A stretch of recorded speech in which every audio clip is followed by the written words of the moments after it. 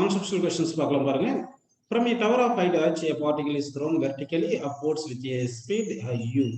The time taken by the particle to hit the ground is n times that taken by it to reach the highest point of its path. The relation between h, u and n is dash அப்படின்னு கேட்டிருக்காங்க. ஆக்சுவலா வந்து நம்ம இது ஒரு டவர்னு எடுத்துக்கங்க. இப்போ இது ஒரு டவர்னு எடுத்துக்கிட்டு இந்த டவருடைய டாப்ல இருந்து ஒரு ஆப்ஜெக்ட் ப்ரொஜெக்ட் பண்றோம். சரிங்களா? இந்த பாயிண்ட் ஏன்னு அச்சீவ் பண்ணிக்கிங்க. இது எப்படி மேலே போயிட்டு இருந்து மேக்ஸிமம் ஹைட் ரீச் ஆகிற பாயிண்ட் பின்னு எடுத்துக்கிட்டு அப்புறம் பில இருந்து கிரவுண்டு கிட்ட வந்துட்டு சேன்னு அச்சீவ் பண்ணிக்கிங்க. இப்போ ஏல இருந்து பிக்கு போற டைம் நம்ம சும்மா ஒரு டி அச்சீவ் பண்ணிக்கலாம். இந்த டி இஸ் ஈக்குவல் என்ன பாருங்க பாத்தீங்கன்னா இந்த யூ ஸ்பீட்ல ப்ரொஜெக்ட் பண்றதுனால u by g time of அஸ் தான் இது தெரியும் உங்களுக்கு.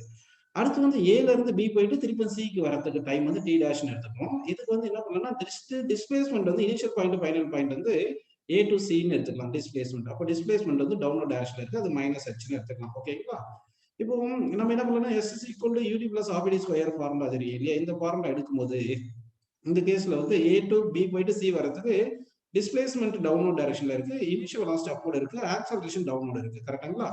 அப்போ டவுன்லோடுக்குலாம் மைனஸ், அப்வர்டுக்குலாம் பிளஸ் போட்டோம்னா displacement minus h is equal to u t plus இது ஏ வந்து மைனஸ் ஜி போட்டுக்கலாம். மைனஸ் ஆப்ஜெக்ட் ஸ்கொயர் போட்டு இது மைனஸ்ல மல்டிப்ளை பண்ணிட்டீங்கன்னா h is equal to u t plus minus u t plus half g t square வருதுன்னு அப்படி ஞாபகம் வச்சுங்க.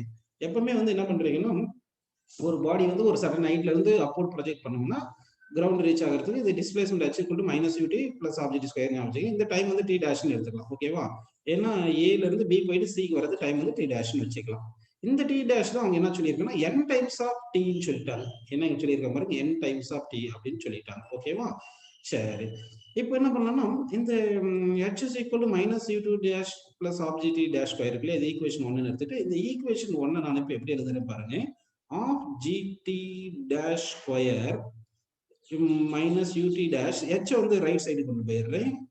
அப்போ minus h is equal to 0 வந்துருது. இது வந்து என்ன பண்ணீங்களா, இந்த உங்களுக்கு தெரியும் இது வந்து இந்த நமக்கு இது ஏ கோஎஃபிஷியன்ட் ஆஃப் டி ஸ்கொயர் வந்து ஏ, இந்த கோஎஃபிஷியன்ட் ஆஃப் டி வந்து பி, இது வந்து சி, அதாவது குவாட்ராட்டிக் ஈக்குவேஷன் மாதிரி அட்ஜஸ்ட் பண்ணிட்டீங்கன்னா அப்போ டி டேஷ் வந்து நமக்கு இந்த ரூட்ஸ் ஆஃப் ஈக்குவேஷன் கண்டுபிடிக்கிறது தெரியலையே, minus b plus r minus root of b square minus 4ac by 2a அந்த ஃபார்முலா போட்டோம்னா மைனஸ் பி வந்து பி வந்து மைனஸ் யூங்க, அதனால plus u plus r minus root of b square minus 4ac, b square வந்து u square minus 4ac 4 into a வந்து g by 2 into c வந்து minus ஹெச்னு இருக்கு. ஓகேங்களா? சி வந்து மைனஸ் ஹெச்னு இருக்கு அப்படின்னு போட்டு டிவைட் பை 2ஏன்னு போடணும். அப்போ 2 இன்ட்டு ஏன்றது coefficient of time square g by 2, அப்போ ஜி பை 2 போட்டுருங்க. இந்த 2 கேன்சல் ஆயிரும். இங்க பிளஸ் ஆர் மைனஸ் இருக்குல்ல, பிளஸ்ன்னு எடுத்துக்கணும். ஏன் பிளஸ் எடுக்கணும், டைம் டேக்கன் வந்து இந்த மைனஸ் போட்டீங்கன்னா ஒரு யூ பை ஜியை விட கம்மியாக வந்துடும். ஆனா வந்து உங்களுக்கு time taken to move from A to B u by g தானே, அப்போ யூ பை ஜியை விட அதிகமாக இருக்கும், அதனால பிளஸ் தான் போடணும். அப்போ t minus t equal to u by g plus root of u square இந்த 4 2 கேன்சல்னா இங்க 2 வந்துரும், minus minus plus, so plus 2gh னு போட்டுக்கங்க. இப்படி வந்துருச்சா? இந்த t டேஷ்க்கு இந்த t டேஷ் வந்து நம்ம என்ன போட்டுக்கலாம்னா இந்த nt னு இருக்கு இல்லையா, nt னு இருக்கு. அப்ப t டேஷ் ஈக்குவல் nt னு வந்துருச்சு. கரெக்ட்டுங்களா? அப்ப nt னு போட்டுக்கலாம். t டேஷ்க்கு nt னு போட்டுட்டு சும்மா இந்த u by g க்கு t னு வெச்சீங்க. இங்க u by g t னு இருக்கு, அப்புறமா சப்ஸ்டிட் பண்ணிக்கலாம் u by g t. சரிங்களா? t இதுக்கு t னு போட்டீங்கன்னா லெஃப்ட் சைடு கொண்டு வந்துட்டா மைனஸ் t. சரிங்களா? Is equal to root of u square plus 2gh னு இருக்கு. கரெக்ட்டுங்களா? சரி, இப்போ இங்க என்ன பண்ணலாம்னா n மைனஸ் 1 இன்ட்டு டி அப்படின்னு வச்சுக்கிட்டு equal to root of u square plus 2gh னு வச்சுக்கோங்க. இப்போ இதை ஸ்கொயர் பண்ணிருங்க. இது ஈக்குவேஷன் 2 எடுத்துக்கிட்டு ஈக்குவேஷன் 2 என்ன பண்ணிடலாம்னா ஸ்கொயர் பண்ணிடலாம். ஸ்கொயர் ஈக்குவேஷன் 2, ஈக்குவேஷன் 2 ஸ்கொயர் பண்ணிருங்க. அப்படி பண்ணிட்டீங்கன்னா n minus 1 whole square into t square, t square equal to u square plus 2gh வந்துருச்சா? இந்த ஸ்மால் tன்றது time taken to move from a to b, அதாவது ஹையஸ்ட் பாயிண்ட் ரீச் ஆகிறது அப்படின்னு வச்சுக்கோங்க. இப்போ இது a minus b whole square போட்டீங்கன்னா n square plus 1 minus 2n, கரெக்டுங்களா? இன்ட்டு டி ஸ்கொயர் என்ன, இப்போ u square by g square போட்டுங்க. இங்க ஒரு தப்பு பண்ணிட்டோம், இங்க டிவைட் பை g ஒன்று இருக்கு இல்லையா, இங்க டிவைட் பை g இருக்கு இல்லையா, அப்போ இங்க டிவைட் பை g வந்திருக்கும். எல்லா இடத்துலையும் டிவைட் பை g வந்திருக்கும். அப்போ இங்கே டிவைட் பை g வந்திருக்கும். அப்போ இஸ் ஈக்குவல் டு இங்கே ஹோல் டிவைட் பை g னு வந்திருக்கும். ஆனால் ஸ்கொயர் பண்ணால g ஸ்கொயர் வந்திருக்கும். அப்போ u square plus 2g h வந்து கேபிட்டல் h போட்டுங்க, ஏன்னா h வந்து கேபிட்டல் h கொடுத்துருக்காங்க. டிவைட் பை g ஸ்கொயர் போட்டுங்க. g ஸ்கொயர் கேன்சல் பா. இப்போ என்ன பண்ணோம்னா n square plus n square into u square plus u square, இந்த u ஸ்கொயர் உள்ள மல்டிப்ளை பண்ண மைனஸ் 2n ஸ்கொயர் 2n இந்த u ஸ்கொயர் போட்டுக்கலாமா, equal to u square plus 2gh னு வந்திருக்கு. ஓகேங்களா? இப்போ என்ன பண்ணலாம், இந்த u ஸ்கொயர் இந்த u ஸ்கொயர் கேன்சல் பண்ணிடுங்க. இப்போ இந்த n ஸ்கொயர் u ஸ்கொயர் இங்கே இது மைனஸ் 2nu இருக்கு இல்லையா, இது ரெண்டுத்துலேயே nu ஸ்கொயரை காமன் எடுத்துருங்க. அப்போ n into u square common எடுத்தாச்சு. அப்போ n மைனஸ் 2 இருக்குங்களா, இஸ் ஈக்குவல் டு 2gh இருக்கு. அப்போ 2gh equal to n into u square into n minus 2 அப்படின்னு எந்த ஆப்ஷன் இருக்கு பாருங்க. ஆப்ஷன் சி தான் அப்படி இருக்கு. கரெக்டுங்களா? ஸோ கரெக்ட் ஆப்ஷன் சின்னு எடுத்துக்கலாம். அடுத்த கொஸ்டின் பாருங்க. Consider rubber ball is moving பார்த்தீங்கன்னா 4.9 மீட்டர் கொடுத்துருக்காங்க onto a horizontal elastic plate. Assume that the duration of collision is negligible and the collision with the plate is totally elastic அப்படின்னு சொல்லியிருக்காங்க. அப்படின்னா இது என்ன பண்ணிடலாம்னா, உங்களுக்கு இந்த டிஸ்பிளேஸ்மெண்ட் டைம் கிராஃபும் அடுத்து வெலாசிட்டி டைம் கிராஃப் வரைஞ்சிருக்காங்க. வெலாசிட்டி டைம் கிராஃப் ஸ்லோப் வந்து ஆக்சலரேஷன் வரணும். டிஸ்பிளே ஏன்னா வந்து இது ஆக்சலரேஷன் வந்து slope of velocity time graph acceleration வந்து that is equal to minus g வச்சுக்கலாம். டவுனோட மைனஸ் வச்சுட்டு அப்போட பிளஸ் வச்சுக்கலாம். அதே மாதிரி டிஸ்பிளேஸ்மெண்ட் டைம் கிராஃப் பார்த்தோம்னா s equal u t plus half t square அந்த மாதிரி வரும் இல்லைங்களா. அப்போ ஸ்கொயர் ஆஃப் தி டைம்ல வரதுனால பேரபோலா வரணும். ஸோ அப்படி பார்த்தோம்னா நம்ம கிராஃப் வரையும் போது இப்போ வந்து ஃபர்ஸ்ட் எங்க இருக்குன்னா மேக்ஸிமம் ஹைட்ல இருக்கு. அப்போ இனிஷியலாவே சர்டன் ஹைட் இருக்கு. அப்புறம் ஹைட் வந்து இப்போ ஒரு பாடி வந்து இப்படி ட்ராப் ஆகிட்டே இருக்கு. அப்படின்னா எப்பவுமே எபோவ் தி எக்ஸ் ஆக்சிஸை மெஷர் பண்றோம்னா அப்போ வந்து இந்த டிஸ்பிளேஸ்மெண்ட் வந்து ஆல்வேஸ் பாசிட்டிவ் அப்படின்னு வந்துட்டே இருக்கும். ஓகேங்களா? அப்படின்னா டிஸ்பிளேஸ்மெண்ட் இனிஷியல மேக்ஸிமம் இருக்குன்னா மேக்ஸிமம் அடுத்து பேரபோலா கிராஃப் வரணும். இப்படி வந்துட்டே இருக்கும். இதுதான் கிராஃப். அதே மாதிரி வெலாசிட்டி டைம் கிராஃப் பார்த்தீங்கன்னா வெலாசிட்டி டைம் கிராஃப் வந்து ஸ்லோப் வந்து கான்ஸ்டன்டா இருக்கணும். அது நெகட்டிவ் ஸ்லோப்பா இருக்கணும். அப்போ நெகட்டிவ் ஸ்லோப்பா இருக்கணும். ஃபர்ஸ்ட் டவுனோட வரதுனால வெலாசிட்டி நெகட்டிவ்னு எடுத்துங்க. ஜீரோல இருந்து ரெஸ்ட்ல இருந்து வெலாசிட்டி வந்துட்டே வருது. அடுத்து என்ன பண்ணலாம்னா அப்படி பவுன்ஸ் பேக் ஆகும்போது வெலாசிட்டி டைரக்ஷன் அப்போடு போகும். அப்போ வெலாசிட்டி வந்து பாசிட்டிவ்னு எடுத்துக்கணும். பாசிட்டிவ் எடுத்துட்டு அடுத்து வந்து திரும்ப இது பவுன்ஸ் பேக் ஆகும் இல்லையா. அப்போ அதாவது இங்க எங்க இது வந்து ஜீரோல இருந்து t1 டைம் வரைக்கும் கிரவுண்டுக்கு ரீச் ஆயிருக்கு. சரிங்களா? t1 டைம் வரைக்கும் கிரவுண்ட்ல ரீச் ஆகுது. அதுக்கப்புறம் பவுன்ஸ் பேக் ஆனதுக்கு அப்புறம் t1 டைம்ல இருந்து t2 டைம் வரைக்கும் என்ன ஆகுதுன்னா உங்களுக்கு மேக்ஸிமம் ஹைட் போயிருக்கு. அப்புறம் t2 டைம்ல இருந்து 2t2 டைம் வரைக்கும் அப்படின்ற அஸ்யூம் பண்ணிக்கிங்க. இது வந்து திருப்பி கிரவுண்டுக்கு வருது. எப்படின்னு எடுத்துக்கணும். இங்க பாருங்க ஸ்லோப் எப்படி வரைஞ்சிருக்கேன் வந்து ஆல்வேஸ் நெகட்டிவ் ஸ்லோப். ஏன்னா ஏ வந்து ஆல்வேஸ் மைனஸ் ஜி. இந்த மாதிரி ஆப்ஷன் அப்ராக்சிமேட்லி நமக்கு ஆப்ஷன் பி கரெக்ட்னு வருதுப்பா. நெக்ஸ்ட் கொஸ்டின் பாருங்க. A parachute after bailing out falls 50 meter without friction. When parachute opens, it decelerates 2 meter per second square. He reaches the ground with a speed of 3 meter per second.